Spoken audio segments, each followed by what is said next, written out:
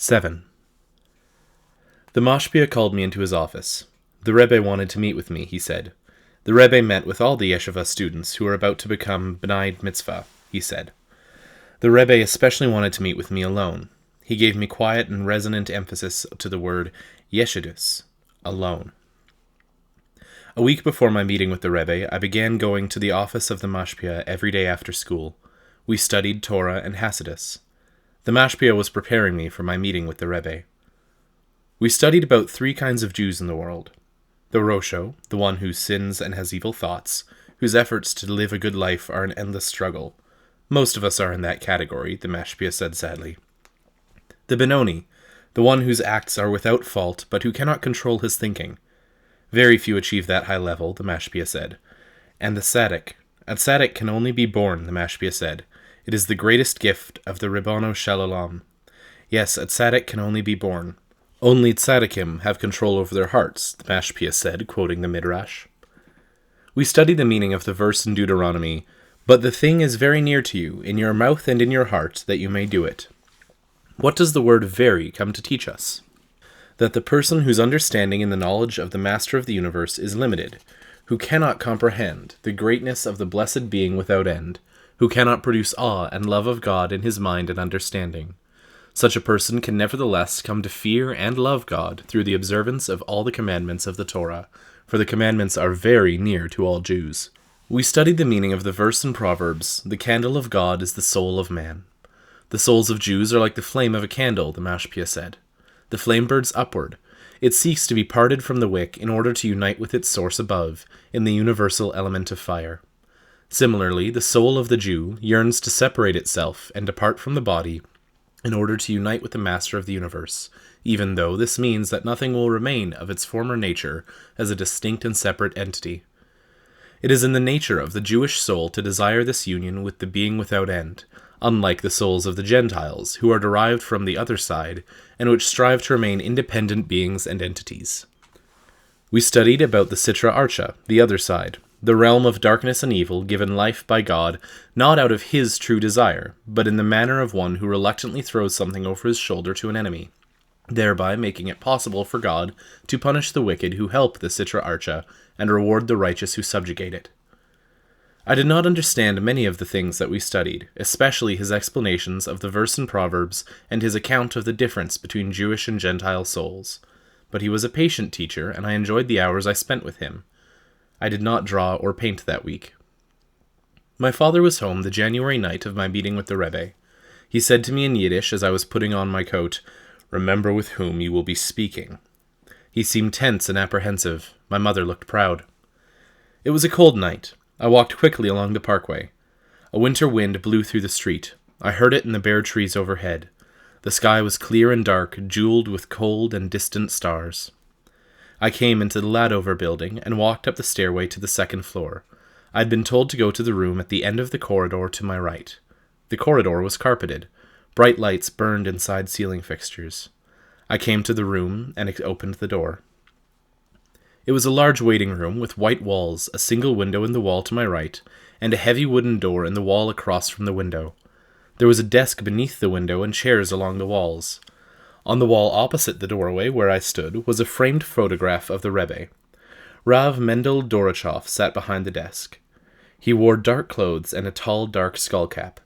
He was the Rebbe's gabbai, the chief of staff, the one who arranged the Rebbe's meeting and could speak in the name of the Rebbe with the same authority as the Rebbe. The only other person in the room was a tall, heavy-shouldered man in a dark winter coat and baggy brown trousers. His face was ruddy and deeply lined. He had a white walrus mustache and a thick shock of flowing white hair. His hands were huge, and he wore a dark beret. He was writing in a small pad he held in his left hand. He glanced up at me as I entered, smiled vaguely, and resumed writing in the pad. I cannot remember ever having seen him before. I went over to the desk. Rav Dorochov looked up. "Good evening, Asherlev," he said in Yiddish. He had a deep nasal voice and sharp gray eyes. He was in his late 40s, but his beard was coal black, as was the hair beneath the skullcap. "Your mother is well?" I nodded. "You have no tongue?" he said, looking at me. I found my voice. "My mother is well, thank you." I spoke in Yiddish. Out of the corner of my eyes, I saw the man in the beret smile faintly. I could not tell if he was smiling over my lost voice or over something he had written in his pad. "Sit down," Rav Dorochov said. "The Rebbe will see you soon." I sat down 2 chairs to the right of the man in the beret. Rav Dorochov sat behind the desk reading sheets of paper filled with Hebrew or Yiddish typing.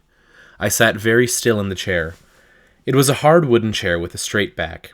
The man next to me flipped a page in his pad and continued writing. An aircraft passed overhead. The man shook his head, flipped another page, and went on writing. He held the pad in his hand close to his chest. I looked closely at the pad and saw he was not writing, but drawing. I looked away and sat very still, facing the door set into the wall opposite the window and the desk. It was a heavy wooden door, stained walnut. Gentle arabesques of thin, dark metal played along its surface. Long, triangular wedges of metal hinged the door to its frame. I felt eyes on my face. I felt them moving across my chest. I kept staring at the door. I felt the eyes leave my face for a moment, then I felt them again. I glanced at the man in the beret. He looked back at me. He had pale blue eyes. He smiled vaguely through the thick walrus mustache, then looked down again at his pad. I glanced over at Rav Dorochov. He sat at the desk, reading. The room was very still. The man in the beret flipped a page on his pad and kept drawing. The door opposite me opened soundlessly. A woman stepped nimbly into the room and closed the door behind her. She was tall and slim and well-dressed. She went quickly through the room and out the door. Rav Dorochov got up from behind his desk, motioned me to follow him, crossed the room, and opened the heavy wooden door. He stepped back and waved me across the threshold. The door closed soundlessly behind me. The room was large. It contained a single glass-enclosed bookcase, a large walnut-stained desk, and 3 chairs near the desk. The walls were white and bare. The desk was bare. Lights burned in a small glass chandelier overhead. A tall Gothic window, its uppermost section open, took up much of the wall to the left of the desk. Behind the desk sat the Rebbe. He wore a dark kaftan and an ordinary hat. A dark cord girdled the kaftan. His face was pale. He seemed more a presence than a man. "Asher Lev," he said, raising his hand slightly, then letting it rest again on the desk. "Sit down, Asher Lev." He spoke in Yiddish. His voice was soft. "How is your mother?" I started to respond. I felt the words deep in my throat. I could not get the words out of my throat. I swallowed hard and took a deep breath. I saw the Rebbe was looking at me. "Thank you, Rebbe," I heard myself say in Yiddish. "My mother is well." I was sitting in one of the chairs near the desk, but could not remember how I had gotten there. "Asher Lev," the Rebbe said softly, "I wanted to see you and to give you my blessings for your bar mitzvah." "Thank you, Rebbe." "Asher," the Rebbe said, "how are you feeling?" "I am well, Rebbe." "I remember when you were born. I remember your bris." I was quiet. "You will become a bar mitzvah this Shabbos." "Yes, Rebbe." He looked at me. "I remember your father's father. I bless you in the name of your grandfather. May you have a life of Torah and commandments." "Thank you, Rebbe." "Asher." "Yes, Rebbe?" "A life should be lived for the sake of heaven. One man is not better than another because he is a doctor while the other is a shoemaker. One man is not better than another because he is a lawyer while the other is a painter. A life is measured by how it is lived for the sake of heaven. Do you understand me, Asher Lev?" "Yes, Rebbe." "But there are those who do not understand this." I was quiet. "There are those you love, and who love you, who do not accept this. Asher, to honor your father is one of the 10 Commandments." "Yes, Rebbe." "I give you my blessings, Asher Lev, son of Reb Arya Lev." His right hand made a slight waving gesture. I got to my feet. I felt dazed and bewildered. "Good night, Asher Lev." "Good night, Rebbe." I went from the room and closed the heavy door behind me. It closed soundlessly, without effort. I started through the waiting room. The man in the beret stood up. He went quickly past me, opened the heavy door, stepped inside, and closed it. A vague odor trailed behind him, the odor of earth and oil and paint. I saw a folded piece of paper on the chair I had occupied earlier. I stopped and picked it up and unfolded it. It was a pencil drawing, a photographic likeness of my face, made with an exquisite economy of line without light and shade. The lower right-hand corner of the drawing contained a signature. Jacob Kahn. Below the signature was the date, 1-10-56. I sat down on the chair and stared at the drawing. Rav Dorochov was behind his desk, reading. He seemed not to know I was there. I folded the drawing and put it carefully into a pocket. I took out my small sketchbook and, with a ballpoint pen, drew in one continuous line the face of Jacob Kahn. In the lower right-hand corner of the drawing I signed my name, Asher Lev. Below the signature I wrote the date, 26 Teveth 5716. I left the drawing on the chair Jacob Kahn had occupied, and went over to Rav Dorochov. "Good night," I said. He looked up at me. "Good night, Asher Lev. Mazel tov." He paused and added, "May you bring joy to your parents." "Thank you." I went from the room. I walked quickly down the stairs. I could hear voices. There were people still working in some of the offices on the street floor. I came out onto the stone porch. The night wind bathed my face. I sat on the rail of the porch and looked at the parkway. I sat there a very long time, remembering other times I had sat on that porch. A man came out of the building, stopped for a moment in the doorway, and walked over to me. I got off the rail. "My name is Jacob Kahn," he said. He had a strong voice, and he spoke with a vague Russian accent. "My name is Asher Lev," I said. We shook hands. He had a powerful grip. I felt my hand swallowed by his. "Thank you for your drawing," he said. "Thank you for yours." "Do you have any idea at all what you're getting into?" "No." "Become a carpenter. Become a shoemaker." I was quiet. "Become a street cleaner." I did not respond. He sighed. "You are crazy," he said. "We are all crazy. I know your father. He will become my enemy." I said nothing. "Why should I make your father my enemy? Why? Tell me why." I did not respond. He sighed again. "Our Rebbe is very clever. If it isn't me, it will be someone else. Yes? He prefers to take a chance with me." I was quiet. "Of course, yes, the Rebbe is clever. I will watch you. We have a clever Rebbe." He drew his hand out of his coat pocket. "This is yours."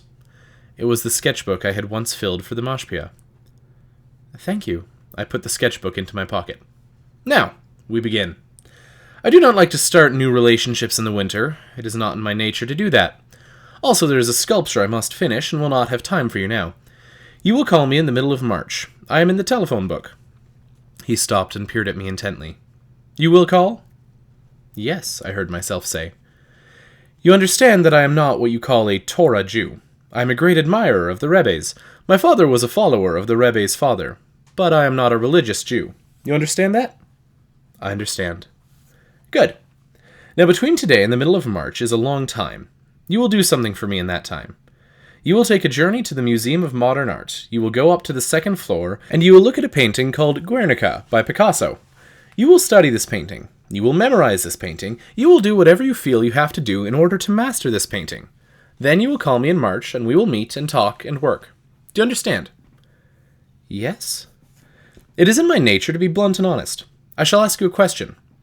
You are entering the world of the Goyim, Asher Lev. Do you know that?"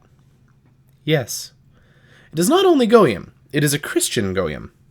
"Yes." "You should better become a wagon driver," he said, using the Yiddish term. "You should better become a water carrier." I said nothing. "All right," he said. "The Rebbe asked me to make it clear to you. I have made it clear to you. It is time to go home." We went together down the stairs and along the walk to the street. "Tell me," he said, "have you been to the Parkway Museum?" "Yes." "Have you seen my paintings?" "Yes." He waited. "I didn't understand them," I said. I thought I heard him sigh. He had his big hands deep in the pockets of his coat. He shrugged his shoulders. The night wind blew against his lined face. "You are only 13 years old," he said. "Yet it disturbs me to hear you say that.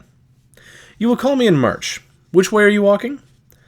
"Toward New York Avenue." "I go the other way. Good night, Asher Lev."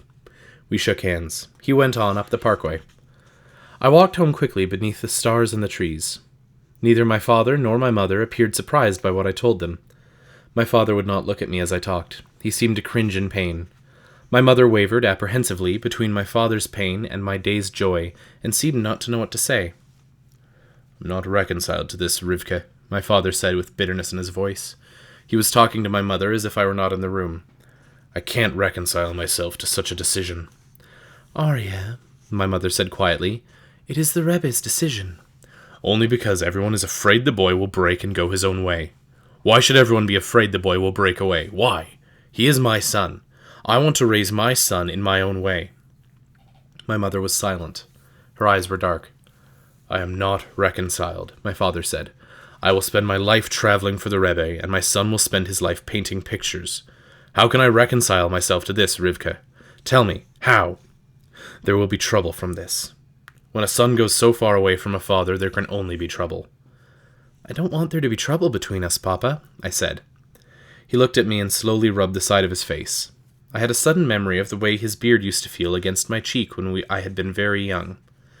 "Asher, I know you don't want trouble. I am not accusing you, God forbid, of being an evil person, but there is something inside you I don't understand.